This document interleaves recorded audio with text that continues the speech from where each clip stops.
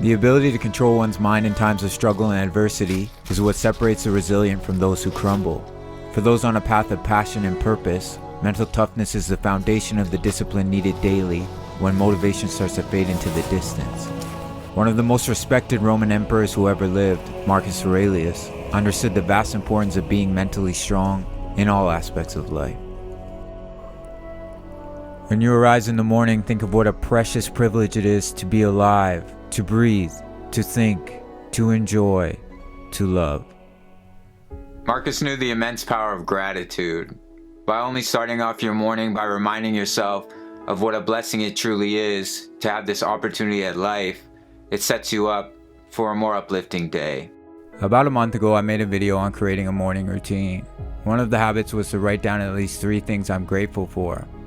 Although I have not written in the journal every single morning, the times I do, I notice how many blessings I genuinely undervalue, like the oxygen coming into my lungs, living in Canada, which is an incredibly beautiful place, being born in an era of readily available, mostly free knowledge, and the ability to share that knowledge with the power of the internet. When I finish writing down these types of gratitudes and look over them, it's challenging to be in a negative state of mind and complain about the things I don't have. It is truly one of the most beneficial practices, and one you will notice many successful people implement into their everyday lives. You can choose to be happy right where you are now, and gratitude is an incredible tool to keep that emotion healthy.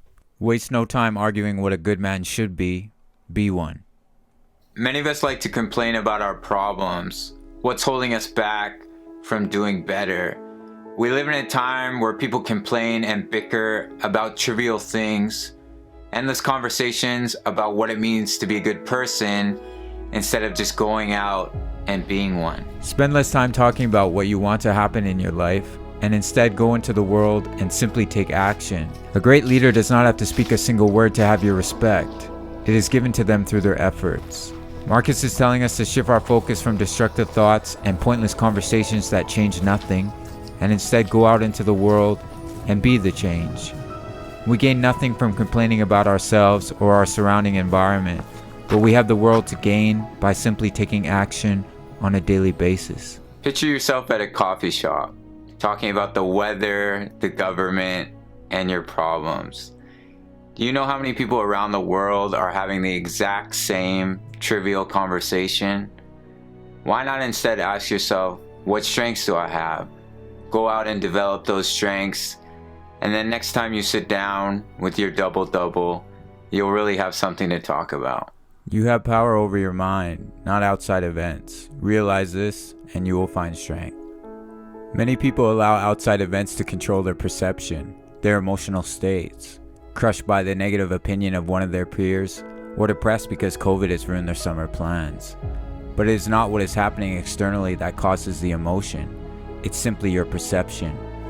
You see, it's you who controls what emotion you attach to what is happening externally. Instead of reacting emotionally, the Stoic approach is to think rationally and objectively. Giving value to the opinion of another is in your control. No matter what they say to you, it cannot positively or negatively affect you until you allow it to. You may have the initial rush of emotion towards the comment, but if you implement Stoicism, you'll use self-awareness to determine if that person's opinion truly matters, and usually it doesn't. This also goes for external world events. In Marcus's writings, he mentions how life is merely repeating itself, and everything that has happened now has happened before, whether that's a breakup or something on a larger scale, like a worldwide pandemic. We will always have concerns in certain areas. Our control over these concerns is much more powerful than we think. Next time you're worried about something, think about how you can approach it objectively. Is it worth getting upset about? Focus on what's in your control, and don't react foolishly to the things that aren't. Just as nature takes every obstacle, every impediment, and works around it, turns it into purposes, incorporates it into itself, so too, a rational being can turn each setback into raw material and use it to achieve its goal. Almost all hardships you will face in life are at the core opportunities for you to grow, for you to evolve, and for you to build character. Just like nature, we can choose to look for the opportunities in our times of struggle. 2 weeks before I completed high school, my mom and stepdad told me it was time to become a man, and they would be moving to the other side of the country. Over the next 5 years, I went through intense struggle to try and find my path and purpose, while supporting myself on jobs that brought me little meaning. Many times I crumbled and lost hope, but I chose to endure and continue to learn how I could put myself into better situations. You see, we always have the choice in times of adversity to find meaning in the pain and purpose in the struggle to endure. Concentrate every minute like a Roman, like a man, on doing what's in front of you with precise and genuine seriousness, tenderly, willingly, with justice, and on freeing yourself from all other distractions. Yes, you can.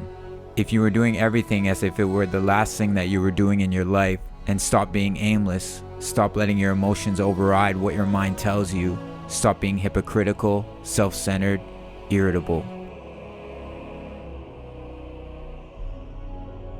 This is an incredibly powerful practice. How often do we get caught in thinking about the past, worrying about the future? How often do we distract ourselves with television, video games, and social media when we know we have tasks to accomplish?